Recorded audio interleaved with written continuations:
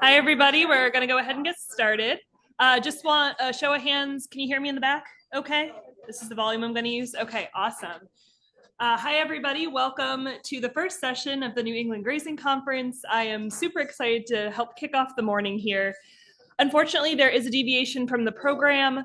Dr. Rachel White will not be joining us this morning. She unfortunately had an emergency. So I'm going to cover not her section, but an extended version of my own presentation. We're going to include a couple more things than what was listed in the agenda, and hopefully you'll find them useful. So my name is Amy Barkley. I'm a livestock specialist with the Cornell University Cooperative Extension, Southwest New York Dairy Livestock and Field Crops Program. I've come from the land of snow. South of Buffalo, we've gotten 125 inches of snow so far this year and woke up to temps like many of you in the negative 10s. So really enjoying our Arctic tundra, hoping for the grazing season already, but it'll come here before we know it. This program today is going to be about our research project that we conducted here in 2025. So the background, well, I should say, this was funded in part through NEFA, through the Northeast Risk Management Extension and Education Grant, and the work here is covered by this project. So we really thank them for the funding to help make this whole project possible. As I go through this presentation, feel free to raise your hand and ask questions instead of waiting till the end, just so that I make sure I answer the pertinent ones as we go through, and we'll get into it. So this project was ideated because in Southwest New York, like a lot of the Northeast, we have challenges with internal parasites in our sheep and goats, and camelids if you're into camelids. What we know is that the internal parasite pressure is continuing to increase, and that is because of animals coming into the herd from other areas of the country where we have these worm problems. Historically, we've seen issues from worms like brown stomach worm, but now we're really starting to see a lot of significant impacts from Haemonchus contortus, which is the barber pole worm. How many of you are familiar with Haemonchus contortus?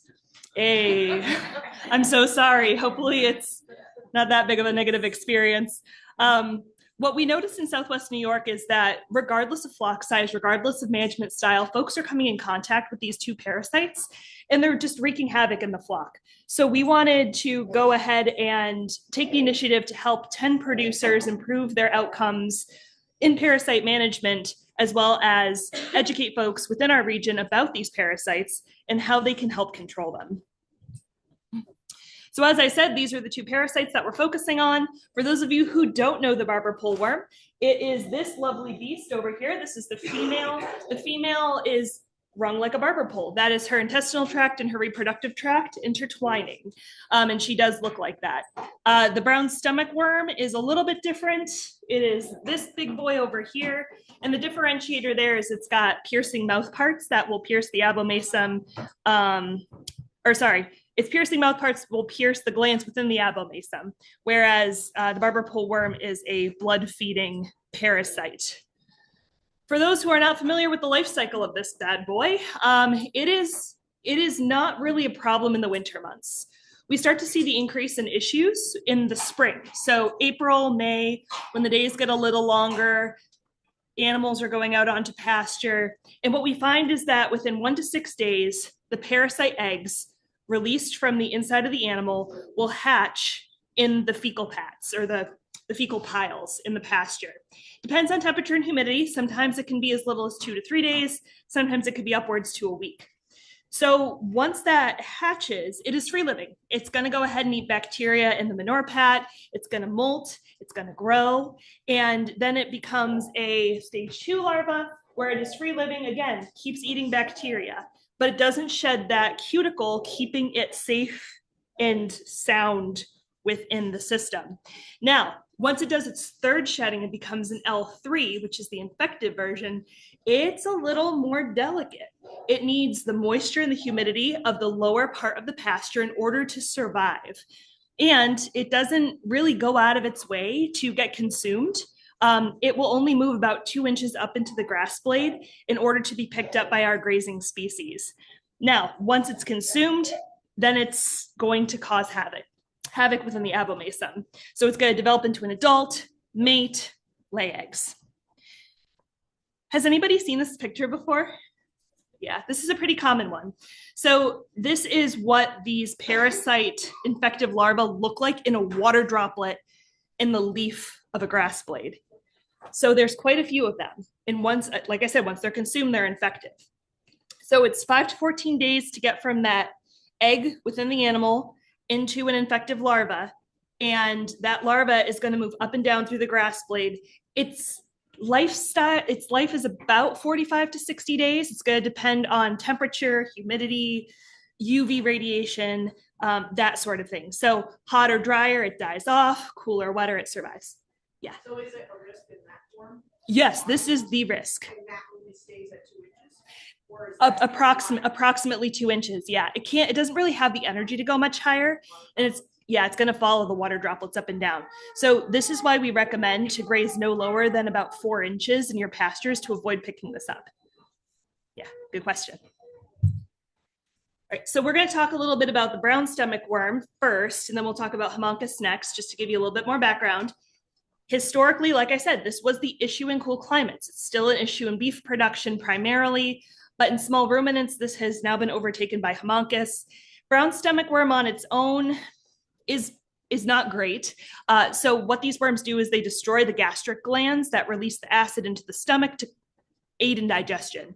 And so these animals have decreased appetite because their stomach is all messed up. They fail to absorb nutrients because they can't digest them properly.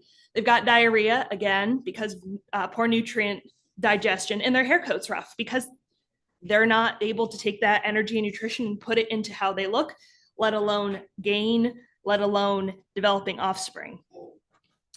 It impacts the bottom. So this is barber pole worm. This is the most economically damaging parasite. Also lives in the abomasum, but it is blood sucking. So this is the mouthpiece of that parasite, just for close up. It is the heavier egg producer of the two, and it'll produce between 5,000 and 10,000 eggs per worm per day. The tricky bit about this worm is that in mass, so the number of parasites in the animal grows exponentially. Once you hit a high enough threshold, a lamb can lose up to 1/5 of its blood volume per day. So you can have a lamb, looks perfectly fine, good weight gain, good body condition, good hair coat, and then it's dead. And you're like, what's going on? You check the eyelid, it's essentially got no blood in its body. So that's the type of thing we're worried about here. I'll tell a little story while I'm here. So I was called out to visit suspect mortality in a sheep flock, about 200 ewes or so with their lambs. Their lambs were probably about 2 months old at the time, just weaning. So a stressful period in the lamb's life. 10% of the lamb crop had already died. So by the time I got out into the pasture, there were dead lambs everywhere. It was like a battlefield. And that producer thankfully caught it early enough where he didn't lose too many of his lambs. But I also know producers that have lost up to 25% of their lamb crop just simply because of this parasite. So it is a huge economic impact for our region's producers. Now, susceptibility to the parasite is highly dependent on age, nutrition, stage of production, and stress. So there's a lot of things that we can do outside of giving anthelmintics that are going to help manage these parasites. This is a chart that I got out of a paper. I like to walk, and I know I have to stay near the microphone. So I'm gonna, let's see if I can pull up let's see if I can get my pointer out here. Okay. All right, so when we look at lambs are going to be the most susceptible group of everybody, and that's because their immune system hasn't really been fully developed. And what we see within these groups, regardless of age, but especially in lambs, is that those that are underfed protein, those that are underfed minerals, are going to have a worse immune response to anything in general, and especially worms. So those that are most susceptible are going to be those animals under 5 months of age that do not have a proper nutritional profile. As those lambs age to a year, that genetic susceptibility decreases. And then as they get to 2 years, they're mature animals, they have a mature immune system, they're able to fight this better. When we're looking at our ewes and which are most susceptible, those that are most susceptible are going to be under stress. And that stress can look like lactation, And if they have more lambs or more kids on them, that's also going to increase the amount of stress that their immune system is receiving. So you can see that a dry, well-fed animal has the best immune response relative to the other animals in a similar group. So how do we look at an animal and say that animal is a candidate for deworming? Because as many of us know, nowadays, we don't want to deworm the whole flock or the whole herd on a regular basis. That was information that we used to share with an extension 10, 20 years ago, but unfortunately, that's led to a high level of resistance within our anthelmintic classes. We only have 3 classes, and we've got to make sure we're not developing resistance, because once those classes are gone, they're gone. There's no new ones in the pipeline that are being developed, just variants of drugs within the same class. So how do we recognize which individual animals to strategically deworm so that we're not promoting resistance? One of the ways is a 5-point check. Yeah. Sorry, can I just back up one? Sure. You referred to that immunity as genetic. Sorry, that was a miss. Yes. But the genetic immunity is coming out over the age? So yes, it will. So I should clarify that. So the question was, I said genetic immunity before when I was referring to age and stage of production immunity. Genetic immunity does play into this. So we do know that different breeds are more genetically susceptible to worms than other breeds. The genetic potential of immunity within an individual animal is going to improve as that animal ages.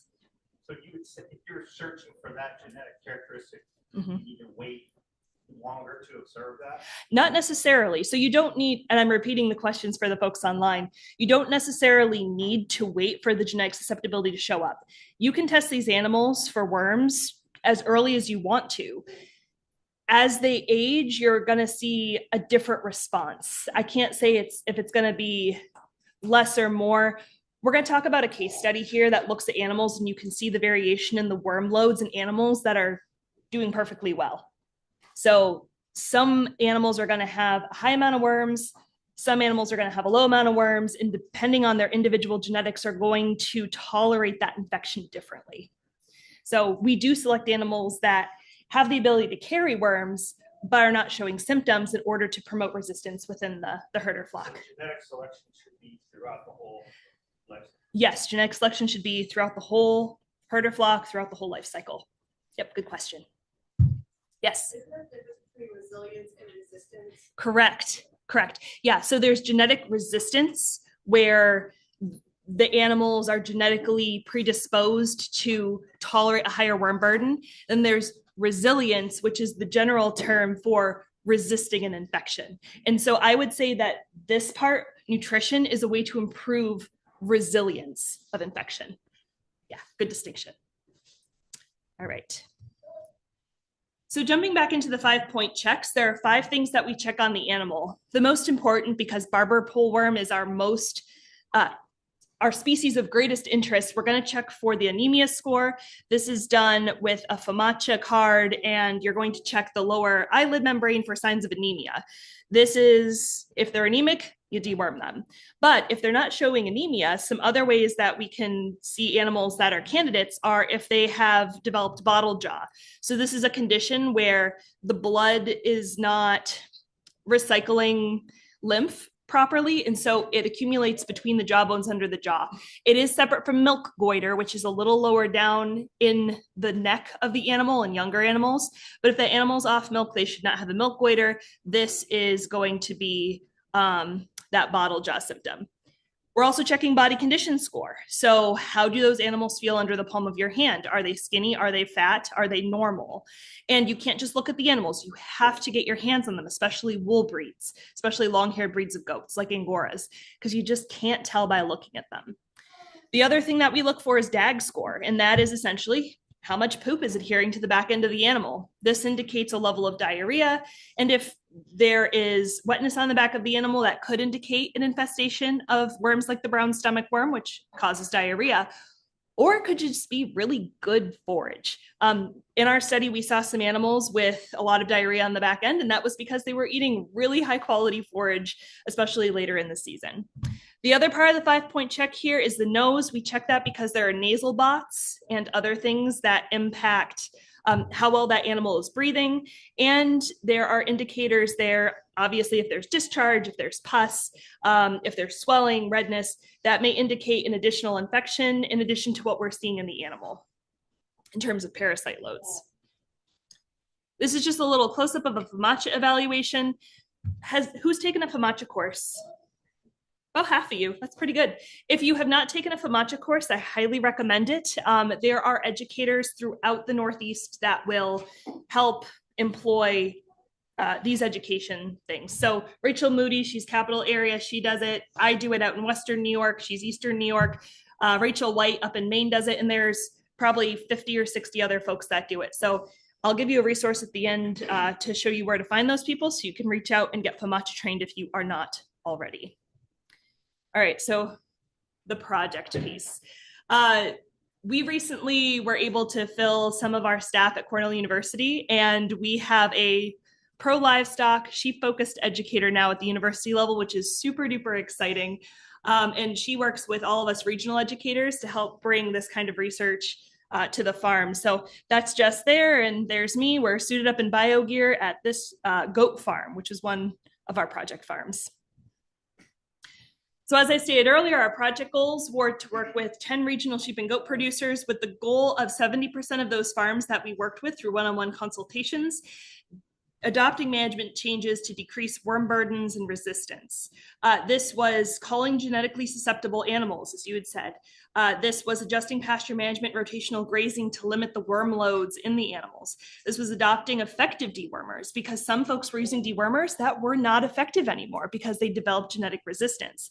And then implementing IPM-based procedures in order to give the dewormer as to not promote additional resistance. We expected that these farmers would improve their basic parasite control measures and see the reflection in increased productivity and health in these animals while building resilience in the sheep and goat industry in Southwest New York. Like many parts of the region, we are converting a lot of our dairies into alternative production, and sheep and goats is just one of those. We want to also reduce our reliance on the limited number of veterinarians in the area. Like everybody else, we are in a veterinarian shortage, especially a large animal veterinarian shortage. So by giving these producers tools that they can use on their own farm, we can reduce the reliance on having a veterinarian to come in and check these animals if the producer knows how to do it themselves.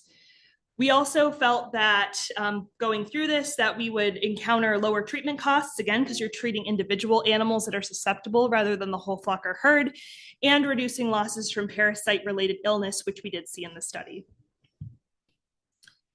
So essentially what we did is we went out to the farms in May or June of last year. We evaluated all animals over 9 months of age just because we had to have an age cutoff. There were animals lambing, there were animals kidding, there were animals that were drying off. So there were some variations in what stage of production those animals were in. So we chose 9 months old and up. We evaluated them in May or June. We looked at the 5-point check. We looked at FAMACHA scores.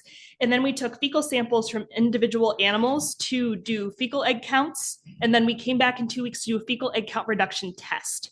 So essentially those animals that showed signs of severe anemia or had a really poor 5-point check, so they had DAGs, they had rough hair coats, they were really skinny, and there wasn't a reason. So like if they weren't nursing, we'd said, okay, well, maybe this is a parasite infection.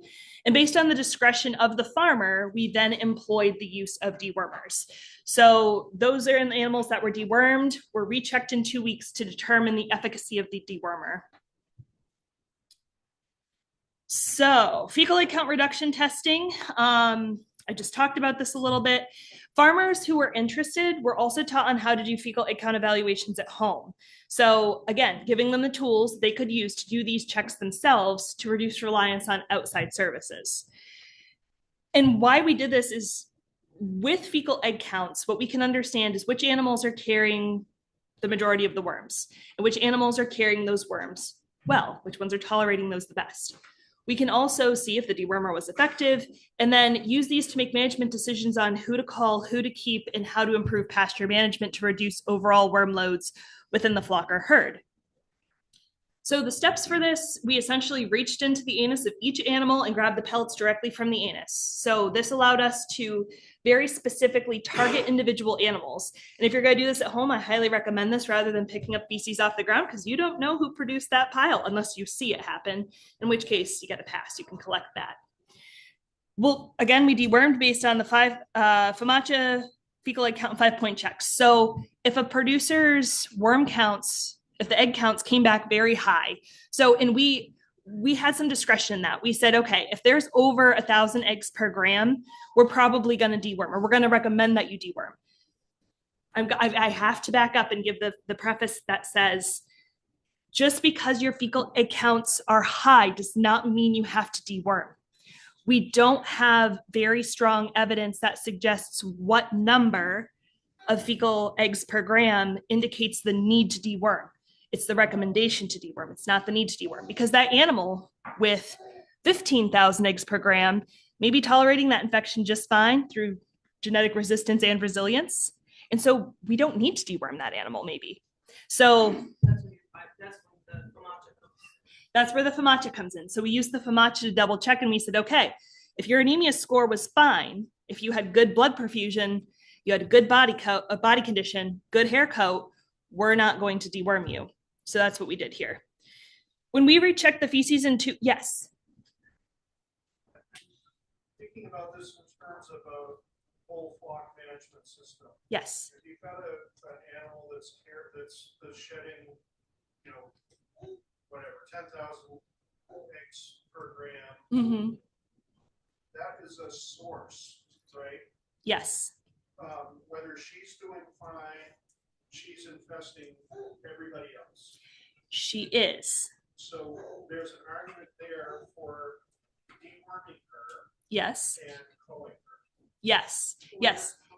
So to repeat the question for those on Zoom, the comment was, there's an argument to be made to call that animal that is tolerating the worm loads just fine, because by culling that animal, you're decreasing the overall worm loads released onto the pasture, thereby decreasing the number of worms available for the sheep to pick up.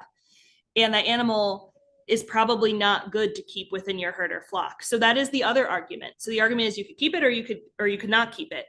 That said, 80% of your animals are going to only carry 20% of the worms on your farm. You're always going to have 20% of the animals that are going to carry a higher worm load. So you could get rid of her and then maybe see what the next highest one is, and then make your culling decisions that way. 200 billion, or is it 80% of 200 billion?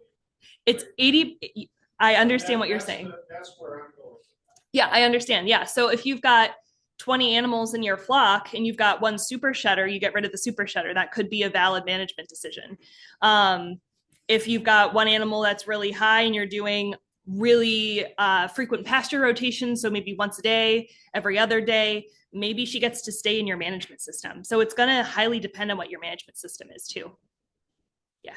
Yeah. Can I just follow up on that? Sure. My understanding is that animal that the gentleman described as shedding 10,000 eggs per gram, Mm-hmm. but has a bright FAMACHA score. Yeah. One, a nice deep red score. To Yeah. me, that's a resilient animal. Yes. Not a resistant animal. The Mhm. resistant animal would have 100 eggs per gram, Mm-hmm. or 200 eggs per gram, or 50. That's fair. So that's my understanding. Yeah. That gets back to the gentleman asking about genetic resistance as well, but Right. that's the way I have dealt with it for the past 10, 20 years. Yeah, no, that is accurate. So we don't know if there's genetic resistance or resilience going on in that particular animal, but you're right. Resilience is the ability to withstand an infection better within the same group of animals with the same characteristics, same age, same sex, same genes. And, it could be as simple as, I don't mean to say simple, but it could be they have the ability to turn their bone marrow on, or shift into high gear, produce more red blood cells, or whatever. I've seen it. Sure. But the decision to get rid of that animal is a tricky one. It is a tricky one. Possess traits that you want. Yeah. So you have to be careful about reproducing that animal. So exactly. Yeah, I was going to make that point, and thanks for the folks in the back who mentioned it. But yeah. Resilience and resistance is an everyday occurrence. And it is. we probably all have both. We do. So, Yep. Yeah. And that's why it's such an individualized decision. And this is why we worked one-on-one with farmers and why we didn't give overarching recommendations, because every individual's management style is different. And that's okay. So thank you for those points. I appreciate those. Okay. So those critters that we fecal egg count reduction tested, if we saw 75% or greater reduction in eggs per gram on the recheck, that indicated that the dewormer was effective. We saw anything ranging from 0% efficacy all the way up to 100% efficacy, but know that at least 75% reduction indicates that your wormer is still effective. We did, I'll show, well, I'm not going to get ahead of myself. I'll show you some case study things on that. What we did make sure we did, though, is when we did these reduction tests, that we tested one dewormer at a time. Because if you give a combo dewormer, and that might be, you might be in a scenario where you've got to do that, or you prefer to do that. The combo dewormers, you don't know which dewormer is effective out of those two. And you don't know if there's a reaction between the two that are causing them to be effective. So we tested one dewormer at a time to at least tell the farmer, okay, you can use this class, you can't use this class. And then if we got to the point of where we had to combo test the combo dewormer, we could. So we talked a lot about the limitations of using a fecal egg count test already in this conversation, but I'll go over them in point detail here. So depending on the skill of the analyzer, you might not be able to differentiate between worm species. And in this particular study, we did not differentiate between the different types of strongylids. I am not educated enough to pull those differences out. There are 9 different species that we look for in our small ruminants, and they look pretty much the same. And if you go to our Good, the Bad, and the Wormy Part 2, you'll start to see why some of these critters look the same. So what we did is we said, okay, if they've got anemia and a high worm load, it's probably Haemonchus. If they've got diarrhea and a high load, it's probably brown stomach worm, but we couldn't differentiate that down to a point exactly. One single test of a fecal egg count reduction test can't tell you the worm status for the whole year.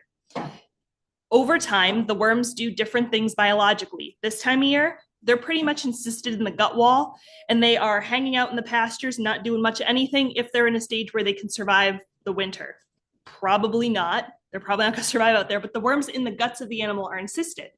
So if there is a shedding of worms, it's going to be low, because those worms are doing everything they can to make themselves as safe as they can so that when spring comes up and nutrition increases, they can reproduce. It's also difficult to draw conclusions from multiple tests taken on different animals at different times of the year.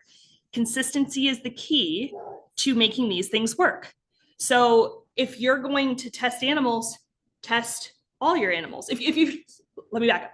If you're testing for genetic resistance or resilience, test all your animals at the same time using the same procedure. That's going to give you answers versus if you test half your herd in June and half your herd in July and then make decisions. You can't compare those two animal groups. Those worms are doing something different within the environment within their host at that time. So just know, depending on what you're looking for, you may have to be more consistent with what you're doing. And we talked about the last point ad nauseum. I'm going to skip that. Okay. So we already talked about this, how we related anemia and egg counts to Barber pole worm. This is actually a bottle jaw case we saw in goats. For those of you who raise goats, any goat people in here? A handful of goat people. Love y'all a long time. Your critter is challenging.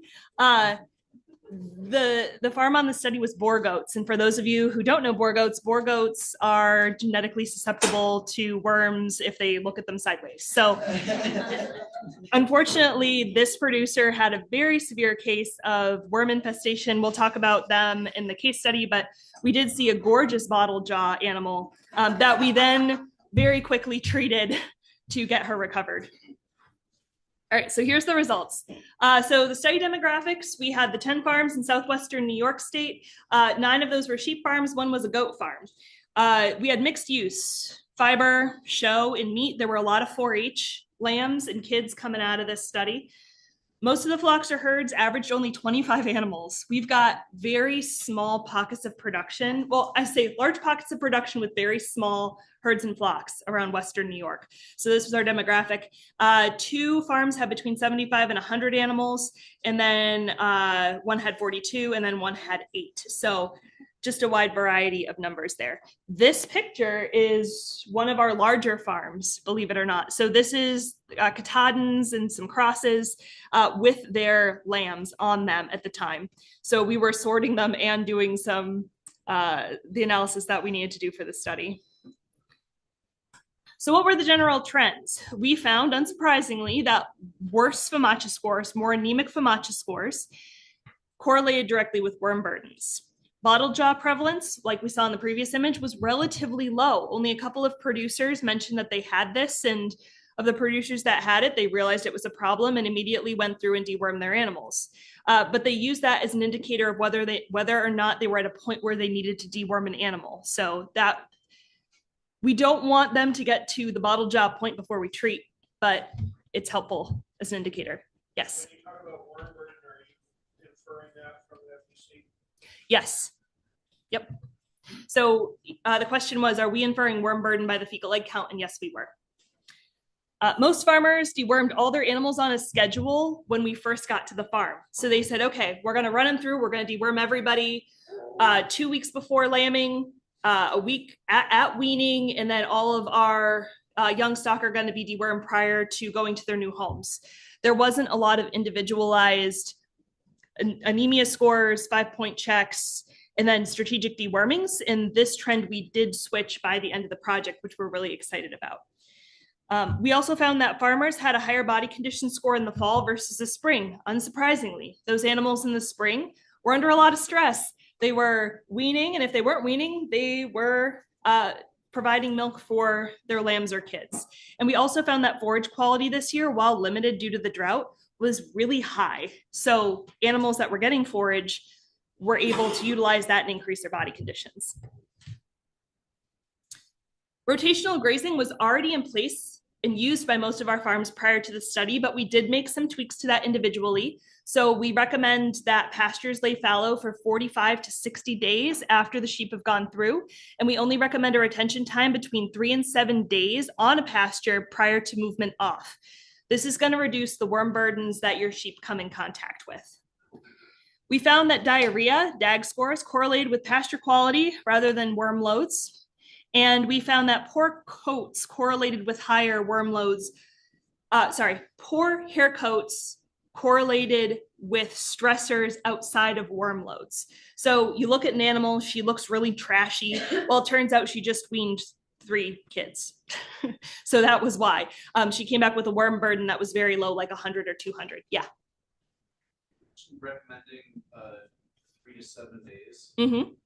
I was wondering if you can dive into that a little bit further, because it seems to me like there's a big difference between 7 days. Yeah. So the question was, can I elaborate a little bit more on why the pasture recommendation for rotation is a wide range of 3 to 7 days?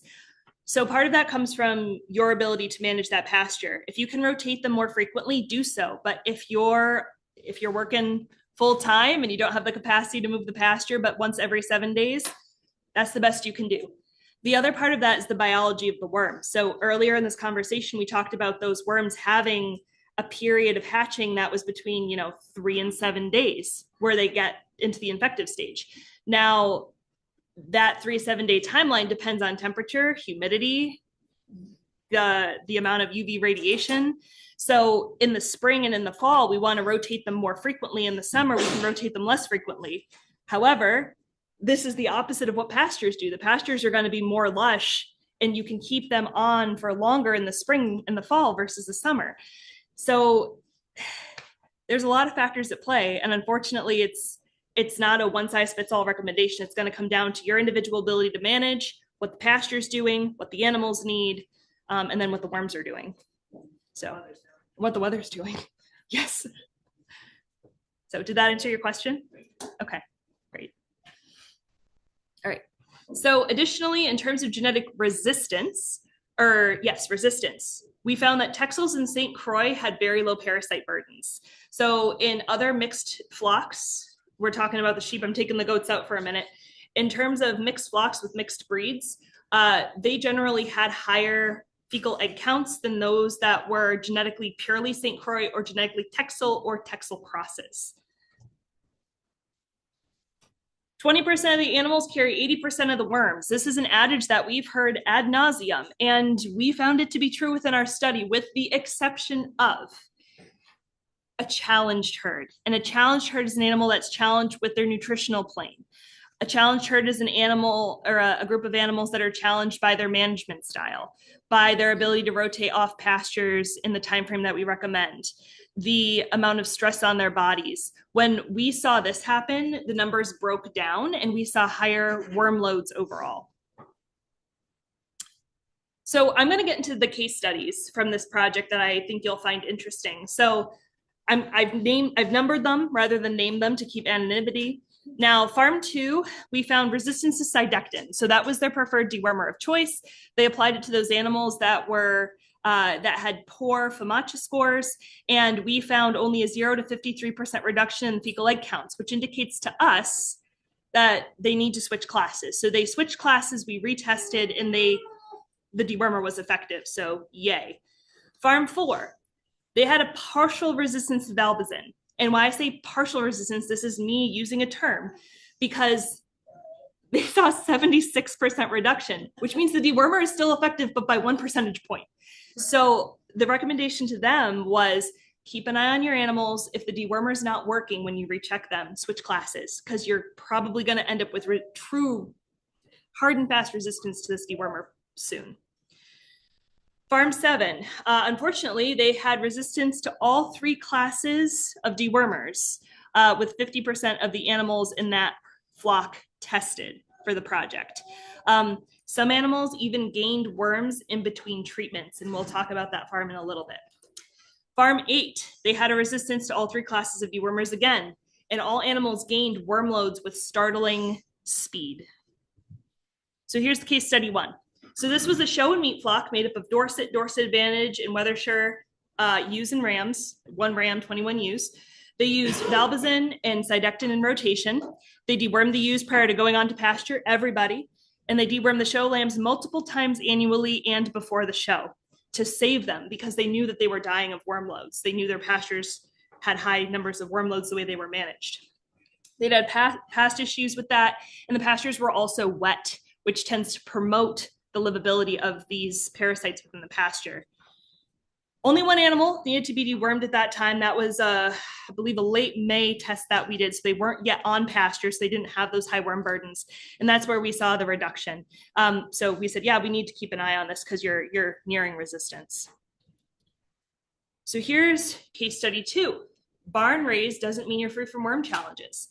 These were Suffolks, purebred Suffolks for show, that were kept in a barn full time with a couple little outings into the back 40 sometimes for a treat.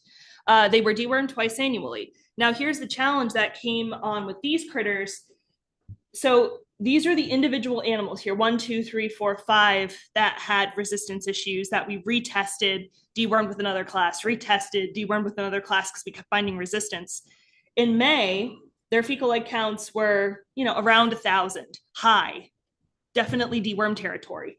But even with the dewormer, you can see how those animals climbed with the number of worms.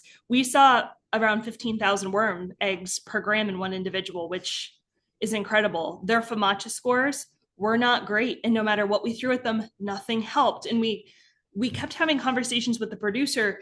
Are these dewormers kept in the right place? Are they kept out of direct sunlight? Were they allowed to freeze? Did you get them from a reputable source? Are they in date? Yes. So, okay, why else are these worm loads climbing? Well, probably because those critters are being let out into the pasture for a snack every once in a while, and they're bringing the worms back, and then they're just proliferating in the environment. We found that producer had not cleaned out their bedded pack in quite some time. The barn was on the wetter side. So we recommended that they clean out the bedded pack and stop the practice of feeding directly from the floor. Feeding directly from the floor causes coccidia, you know. And it can also result in the animals reconsuming those larvae in the infective stage just simply because of their access to the manure from eating off the floor.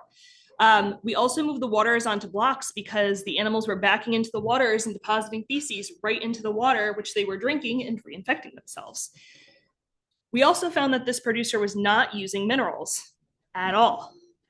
So we recommended that they put out a mineral for sheep, made sure that they added a mineral to the ration, and we also had them give injections of E and selenium to supplement the immune system to get it jump started again.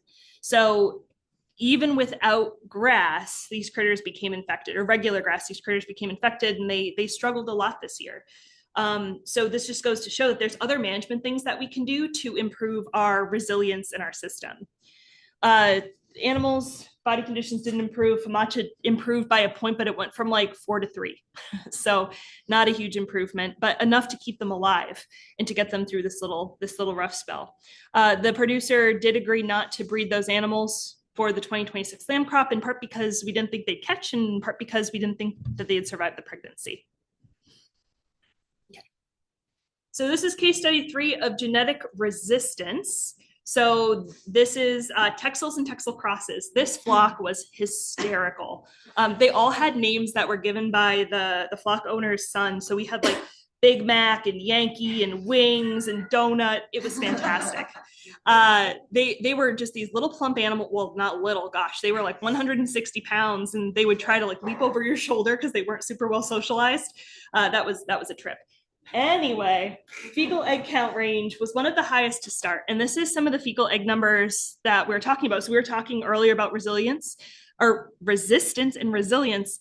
This shows you which animals are most genetically resilient because they're basically all the same breed. So we've got anywhere from 250 eggs per gram up to 4,900 eggs per gram. But when we look at the FAMACHAs and the body condition scores, they're doing fine. They're doing okay. So the innate genetic resistance plus the resilience is causing those animals to be successful. Yes. Mm. Ooh. Oh. Yes, you can. Yeah. So body condition scores at the top here. So for those of you who aren't familiar with body condition score, a higher body condition score is better. We want to see around a 3-4. FAMACHA is 1 is good, 5 is bad. So it's the opposite of body condition score. So 1s, 2s, and 3s are all we don't need to deworm categories. 3, maybe, but usually not. And then the strongyloid eggs per gram is the counts that we found. So let's. I guess I wouldn't consider a 3 great. Well, if they had a high body condition score, no wool break, no DAGs, had just weaned. FAMACHA is indicating barber pole worm. Mm-hmm. It is. And 3 is that Question mark. question mark. Yeah. I'm just saying that. So from your example there, 30, can you scroll back up? Sure. 3,600 with a 3 Mm-hmm. versus 4,900 with a 2. Yes. 4,900 with a 2 looks like resilience to me. Correct. 3,600 with a 3 Mm-hmm. isn't resistant to me. Mm-hmm. 150 with a 3 Mm-hmm. is resistant, but I don't know what's going on with the FAMACHA score. Mm-hmm. 150 is 150. That's 3 eggs. So that animal just wasn't able to tolerate a high worm burden as well. The other thing that can play is only because I've had this happen is. Do you want to speak into the microphone, Rachel? Sure. Thank you. Sorry. So I have sheep that are an anomaly. I have Icelandics. There's a support group for us. But I actually have a copper. What's the opposite word? Deficiency. I have a copper deficiency, and we always tell you to don't feed too much copper, don't feed too much copper. But I'm here to tell you, make sure you know your copper numbers because mine are. I doubled my copper, and I had to feed copper, and we are now at 70 parts per million. And sheep are supposed to be between 100 and 500. 1,000 is a toxicity. So when going back to your point, if they're score is at a 3, but they have low egg numbers, you could be looking at anemia because of copper deficiency. Exactly. So I just wanted to throw Yeah, that in that's there. great. Also, when they're anemic from copper, Something else. they cannot handle, because I had a lamb die of this, they cannot handle the barber pole. So food for thought. The other thing is that Vermont is a subjective measure, so it's Yes. not an objective measure. It's because I do this with another person beside me all the time. Mhm. It's like she calls it a 1, and I say 2, and then we're like look at each other, and then it's like, well, it's a low 1. Well, mine was a high 2, and then Right. we decide. So neighboring Vermont scores, Right. you know, Yeah. that Yeah. three on 150 might have been a 2 if I was looking at it. Might, you know. That's I very would say fair. It's all subjective, even when you do it. We're doing fecal egg counting tomorrow for those of you. For those of you who want to learn how to do fecal egg counting or have a refresher and know what it's about, or possibly do it for your own flock or herd, we are going to be teaching the how-to tomorrow, the part 2. I would also say sometimes fecal egg counts, if you are not a lab assistant, can be subjective as well, and also depends on timing and all of these things. These are just tools to assist you to know what's going on with the sheep, right? Because we always say work with your veterinarian if you can find a good small ruminant veterinarian as well. So Yes. So the other thing I wanted to point out is that these are snapshots, right? These are snapshots. Yes. And, to a certain extent, counting fecal egg quantity is sort of like going to your hen house and seeing what's in the nesting boxes and trying to figure out how many chickens are there because of that. Correct. Right? So over time, you can get ideas, but I think any single snapshot in and of itself is not necessarily a decision-making tool. Yes. If this ewe that has 150 eggs per gram, test her 6 times and she always has, I guess it's 150. Mhm. If that's a sort of a constant with her, then there's a signal there. Right. Yeah. This one test, that one pellet that we pulled out of her anus that day. Right. So what I'm hearing is there's a lot of ways that these tests are not definitive answers. They are just trends, they're tools, but they need to be repeated over time to be, to give us the answers that we want to get. So to address the consistency that you shared with individuals doing FOMACHA scores differently, individuals doing fecal egg count scores differently, one person did all of these for the entire project. And we did it that way because we knew that there would be inconsistencies, because Jess and we FOMACHA score differently. And fecal egg count tests, we haven't compared each other, but we probably look at things a little bit differently. So for this project, this is a snapshot. And to improve consistency, that's what we did. We also retested all these animals in the fall to get an idea of what their fecal egg counts look like in the fall as well, because again, we can't make decisions just based on this, and producers didn't make any decisions just based on this, other than starting the conversation of, do we deworm this individual because of the egg counts? So also, just the FOMACHA technically should be done during the high season every 2 weeks, is what they say. Yes. Because of the life cycle. So there is a consistency factor. It's just life happens on a farm, and you would basically need an employee to do, FOMACHA and fecal egg count like solely as their job. So yeah. So every 2 weeks for the people online, every 2 weeks is what we recommend for repeating fecal egg counts and FOMACHAs if you want to see everything over the course of the season. If you don't have time for anything else, please just do your FOMACHAs every 2 weeks. And sometimes we can't make that schedule, and that's okay. We can only do what we can do. Okay. So this is our goat group. They are the only goats on the project. They were show seed stock boars from a variety of sources, including Georgia, North Carolina, I believe Pennsylvania, and New York State. Each farm had barn space for all the animals, kept it really dry, only had newly seeded pastures, unfortunately, so the rotations were short. The farmer had just moved to this particular farm and were establishing pastures. They had a policy where they kept their babies inside for a year and a half prior to letting them even see grass, and that had promoted resiliency of their system because they were able to keep those worm loads down, those animals, get them to survive to breeding, and then they would work on worm loads after that. We already identified resistance issues in them, bottle jaw, and again, the kid issue because they'd had problems in the past. Yeah. Keeping the kids in the barn for a year and a half, while it definitely seemed to have helped with the deworming, did it have any other effects like on their stress or like mental stuff? Yeah. I'm just wondering. Yeah, no. The question is did the goats tolerate being in the barn for the first year and a half? Yeah. So I can't speak on that from a goat perspective, but when I was there looking at the goats overall, they had more than enough space per animal. They were always cleaned out. They always had fresh food and water. They were always curious, nibbling on our pants, following us around. They were very well socialized. This family had a lot of kiddos that would go in and interact with them. So they had enrichment. They had enrichment. Yeah. And they were doing pretty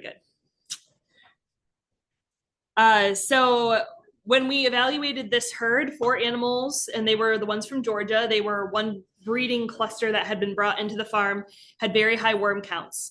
They had issues with bottle jaw in the past. They had issues with losing weight and condition in the past. So they had gone through all sorts of treatments. We recalled the treatments for this particular group, and they'd been through everything. So we were like, okay, we're probably going to have some resistance here. And indeed we did.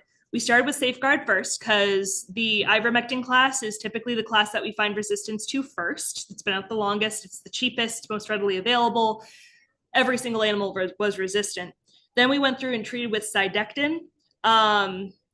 Then 2 of 4 were resistant. And then we treated with prohibit, and 2 of those remaining 4 were also 2 of the remaining 2 were also resistant. So unfortunately, this farmer had run out of tools in the toolbox, and we recommended combo dewormers, keeping those animals inside.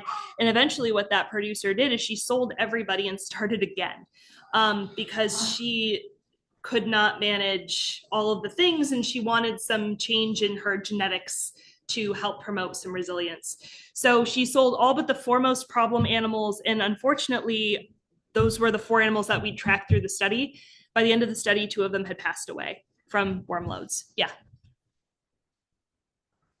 Getting a little bit confused here about genetic resistance. Like, if you're seeing genetic resistance in the worm population, shouldn't that be the same across all animals? So yes and no. So the question is, if you're seeing genetic resistance in the worm population, should you see that across all animals? Yes, asterisk, because depending on when the animals were brought into the herd, that's gonna impact resistance. Depending on what worms those animals came with, if they're housed separately, that's going to impact their individual resistance. If those animals were interacting with other animal groups, so like at some point, a couple of these goats were kept in the barn, the rest were allowed to graze with the rest of the herd, and then they were brought back together for this project. And so because of that, that's why we were seeing the different resistances and the different animals from the same group. Yeah. Yes. Okay. So this was not a great outcome for this farm. Yeah. So could you make an argument that keeping those babies inside didn't do anything after all? Or are they 2 separate issues? They are 2 separate issues. Okay. Yeah. So the issues were the farmer had accidentally purchased in resistance that then caused a larger resistance issue on the farm. Okay. At this point, they're keeping the new herd that they got in, everybody stays in. And that is so that the pastures can take a break, the pastures can become clean again, and then they're going to manage those animals inside as well as they can. We're going to go back this spring and do some work with them to see what classes of dewormers work for them. And then they're basically going to start again.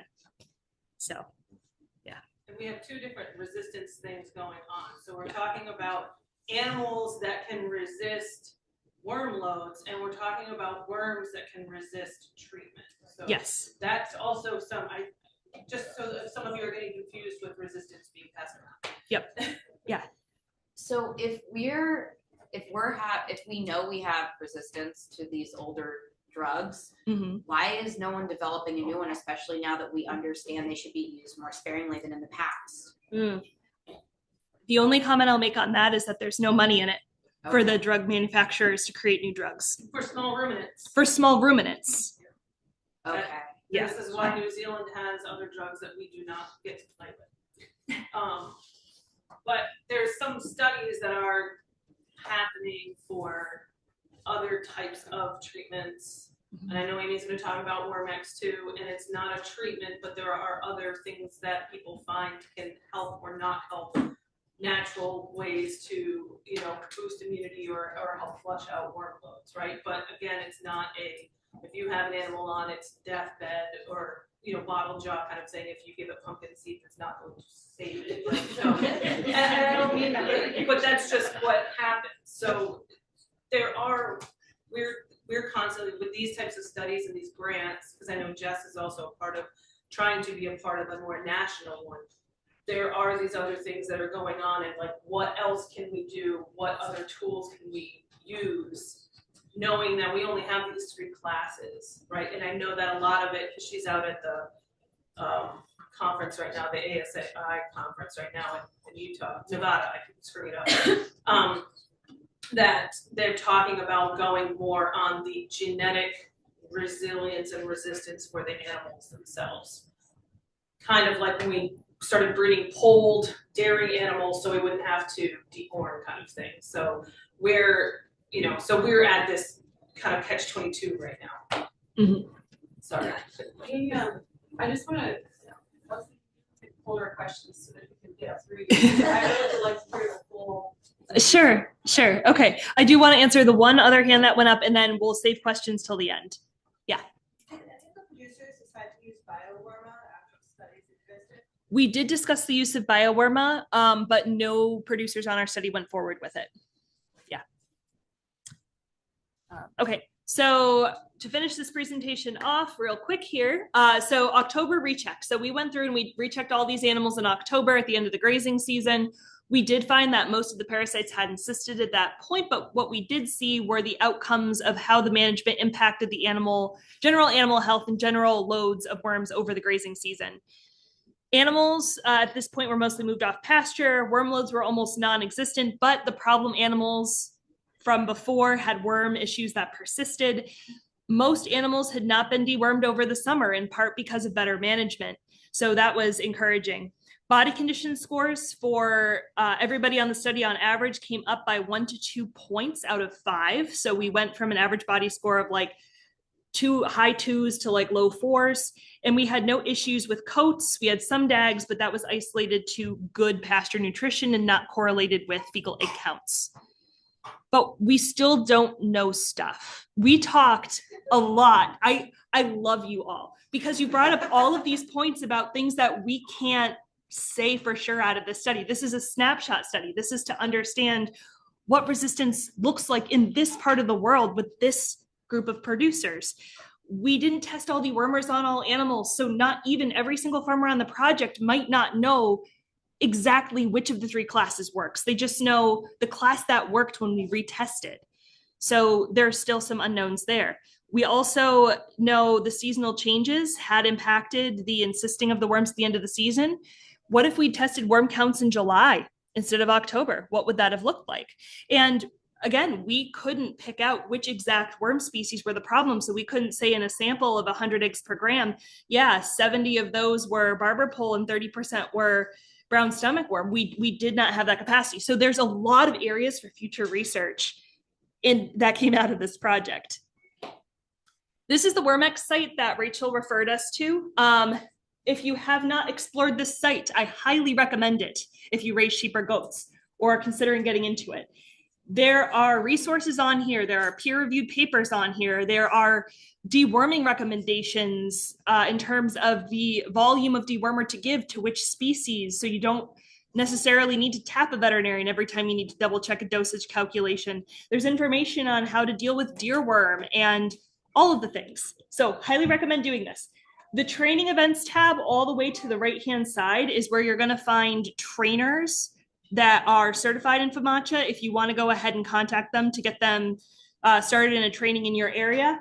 And it also lists all of the upcoming FAMACHA events. So if you're, you know, close to one, you can go. You can input. Okay. Yes. So originally Rachel White was supposed to be here from Humane to talk about her deerworm study.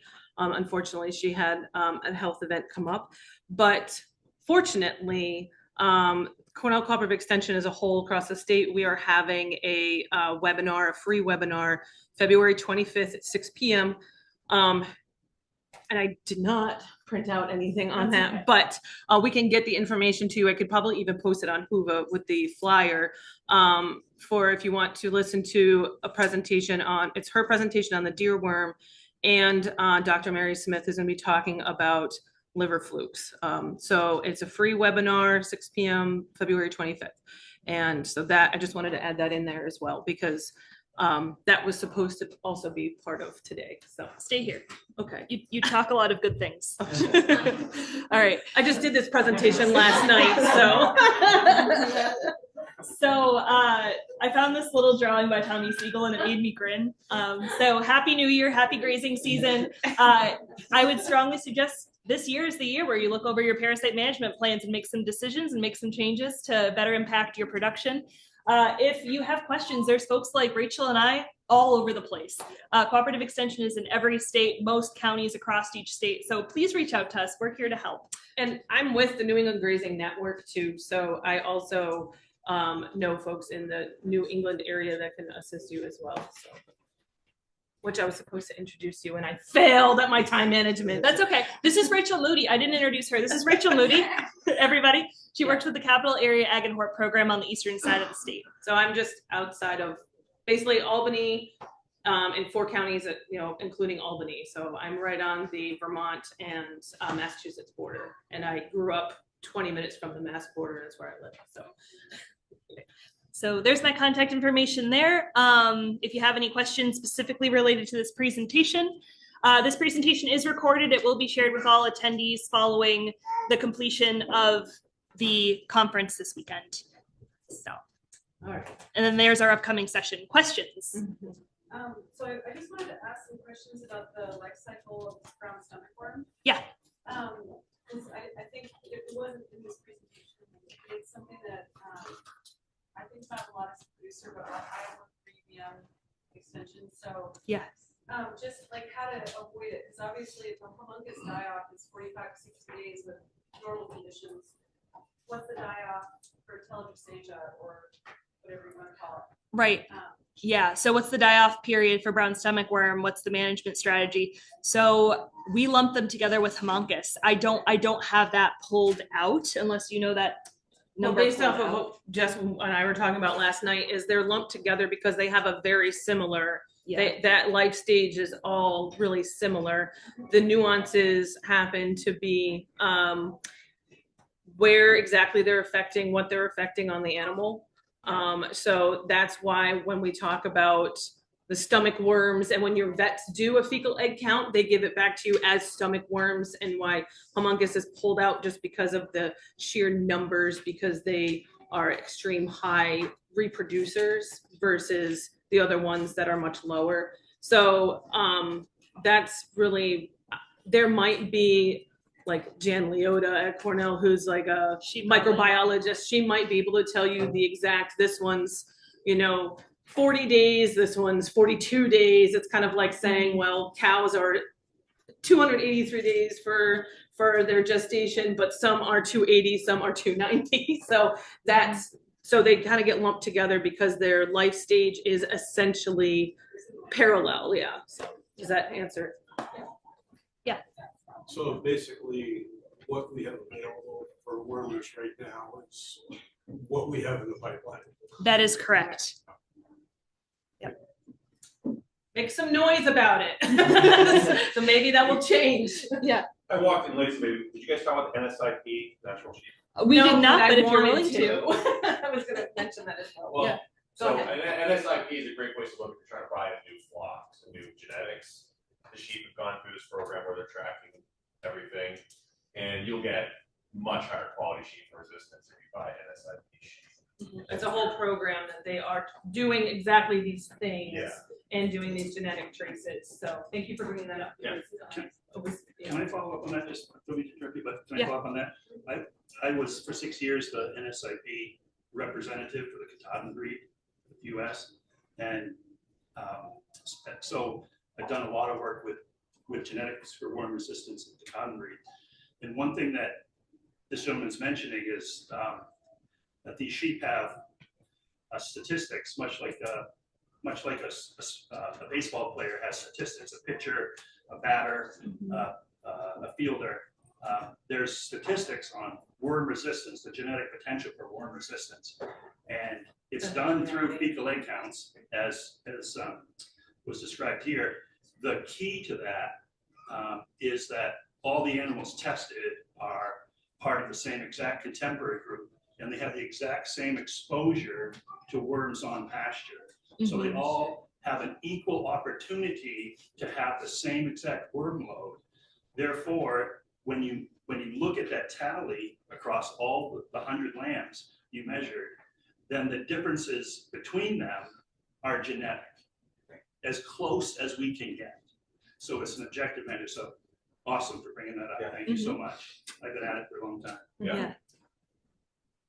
So you mentioned New Zealand has better drugs. If I know someone in New Zealand, like, could I just have them bring some drugs for me? We cannot answer that question. See what is on our shirt? Could you tell me It's like what talking about raw milk to Cornell.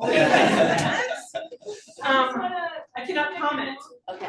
About that, there are drugs that, I know some people who have reported, but I did ask my vet about them, and some of them actually cause blindness if you splash them in your eye, and as you well know, when drenching sheep, you can get splashed in active easily. So there are some reasons why some of them aren't allowed in the US, for good reasons. Yeah. So I don't think you wanna make your sheep blind or yourself. There might be others that should be imported that aren't, but just please be careful. And the residue, the drug residue, we don't have an FDA approval of what that residue withhold is. So, yeah. It's like off-label stuff. So I've had goats for 20 years, but because we wander, because I'm the leaf water, woody forage person. Oh, like, I say our wanted grandson to grew up talk with- to her. talking about that. Anyway, I don't much have root problems, but one time I had, and that came high worm count, and so they were like, no, we don't trust wormwood. So what are the limitations? Do you know the limitations of using wormwood? My goats just they want to devour it. Like I just threw 2 pounds to 7 goats, and they fought over it Yeah. yesterday. I can't speak to wormwood specifically. I But don't. anyway, so no. she doubted it, so I did wormwood, just dry herb, Mhm. and so because she doubted it, I had another worm count, and it was 0. Which I guess I overdid it maybe. So these are the things that we're talking about where there are hopefully going to be studies going into other means other than drugs that are on the shelf that we can use now. Right, and So that's, and I know there are certain groups like Sarah Nofa that would be able to, get those studies underway for, but that's why we're not saying it doesn't work per se, no, of but course not. like when I heard your talk and you said do not feed box elder, my sheep love box elder leaves. So I was like, oh. Right. Just 2 other little things before I let go of y'all. So I was curious if anyone knows about like resilience as far as the worms to wormwood, and then I just wanted to say that traditionally when people were transitioning in like the mid 1700s from all leaves for sheep and no grass at all, like, and they were starting to have horse-drawn equipment and stuff way later in the 1700s. But as things over a couple hundred years drifted from just feeding leaves in the winter to feeding grass hay in the winter, people with sheep were not feeding any grass hay to sheep specifically, and what they said was because that would get rid of the wormwood load over the winter. They did not feed grass hay and only fed woody forages to sheep. This was mostly dried sheaves of leaves. Right. So, but nobody's really done much with that. So I have a guy doing canning work, but Yeah. No. That. nobody's doing wormwood. So if anyone Right. wants to do that stuff, I have, roots to get leaves. Fantastic. Thank you. But we're working on the, you know, like getting quantities enough for big herds Tricky. is still, you know, there's mechanical things that Carl has. Yeah. So let's. Natural dewormers, tobacco is an incredibly effective dewormer. The problem is that the lethal dose for the parasites and the lethal dose for the sheep is very, very similar. Yeah. One could say that about prohibit as well, which is why we have to weigh them. So you're yeah. Very quick, just another resource, people, Pipestone Sheep and Wool program. I went out and did that sheep school this past year. It's a 3-day intensive, and you will learn just everything you didn't know about sheep plus more. It's an incredible program. And you'll go out and visit farms that have 2,000 sheep or 6,000 sheep, but you'll see a lot of stuff. Pipestone Sheep and Wool program. So. And there's one more. Yeah. I'm sorry, I addressed this in the very beginning. Have you had any experience or does anyone know anything about using biochar for? So I don't have experience with biochar for parasites, and I haven't heard of peer-reviewed research yet on the topic, but I know it is a hot topic. Yeah, Swiss. The Swiss journal that Mark Fulford was recommending that talks a lot about. It's real small doses. We'll look into it. Yeah, because I know that there's biochar. The name of There's a lot of biochar studies being done for other things and soil health and things like that. So it's very interesting. I'm trying to remember. There was a talk that was just given about biochar. I was trying to remember. Yeah, it was soil based. But that's another thing. So what's our time? we have more. Okay, great. Yes, Have more questions, maybe? we'll do that. On the subject of natural dewormers, I just wanted to mention, I used to work at a good dairy who would use black walnut leaves, and that's a great dewormer as well, and that's. And black walnut tincture is another one that somebody told me about too. If you can get tincture, Yeah. and it has to do with what this one was talking about with the tannins. And again, I'm not. You can buy it ground up too. And I personally don't know if it's a if it's to help with the loads in the beginning. I don't know if it would be a treatment. So that's the things we have to look into too. Is what she's saying. She fed it, and then all of a sudden there were 0 worms, but how high are the worm loads? But that wasn't treat. That was worm herb. Okay, but so I'm just meaning is it the more studies need to be done on using dosages and will it actually treat the animals versus you're just kind of like what we do for vinegar in the water for chickens to try to keep some parasite loads down kind of thing. So that's just what we're. And wild carrot seeds or any carrot seeds, so Queen Anne's lace or cultivated carrots is another one, and that one is. So careful if they're pregnant. Right. There's always the caution. Yes. There's some also really cool research. I think it's Scott Bozeman out of West Virginia, who's associated with some of the discovering that sheep that are resistant and they have good fecal egg counts when you do the fecal egg counts correctly. That they are actually healthier sheep, so they get less mastitis. They have better colostrum, and so there are dewormers that work or don't work. But I think really as the sheep industry should be really looking towards selecting for resistance instead of worrying about trying overall to health as a sheep. Yeah. And so his work is pretty awesome, and there's some interesting stuff about how selecting for resistance and calling all of those heavy carriers, even if they are resilient or whatever, that they're not just typhoid bacteria in your flock. They also might get mastitis more, or they might get pneumonia, and so on their lands. Yeah. Also, just real quick, I wanted to mention the copper wire particles, and there's been some work done with that plus the trefoil. And there are some sheep folks that I know, and also I plan on using it with my flock because they're primitive, that you can give copper wire boluses also to help with parasite loads as well. But again, that's not treatment, it's prophylactic. Yes. On the topic of selecting for resistance,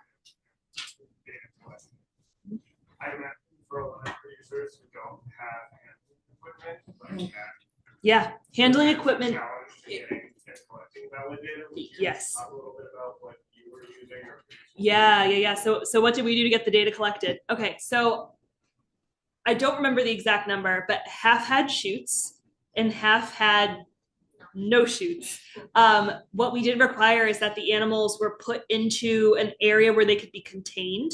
For some farms, this looked like running them in a pen in the barn, and then we would just like grab onto them. One person would grab them and the other person would do the analysis. Or we put up hog panels with like carabiner clips to make a makeshift pen, ran them into that, and then did the same procedure where we would catch each individual one. Is it dangerous? Yes. Is it sweat inducing? Absolutely. Would I recommend it? But it does get the job done. And if you're in New York State, and John May might be national. Is John May national? So at least in New York State, there's a grant called the John May Safety Grant, and they will refund up to 50% of an up to $10,000 project for you to improve safety on your farm, including shoot systems. But those of us who don't have the money or the numbers to make it feasible for shoots, using gates, Yes. making a small pen, and especially with sheep that don't like to be separated, if you have a small group of sheep and you just put them tight in a pen together, it makes it much easier to grab them. So we did that procedure where we ran them into a pen and we crunched them in together. We did that on the farm I was talking about where we had all the lamb mortality. We did I-scores on every single animal, and in 3 people, 200 sheep, took us about an hour and a half. I can be really quick. I've had sheep since the 1980s. Mm-hmm. Started with none. I've got a lot now. And we finally bought sheep handling equipment 10 years ago. Should have done it in 1980. It's a young man's game, trying to catch up. I think we're gonna have to time on this so that we can have a break before the next Thank you so session. much. Thank you so much.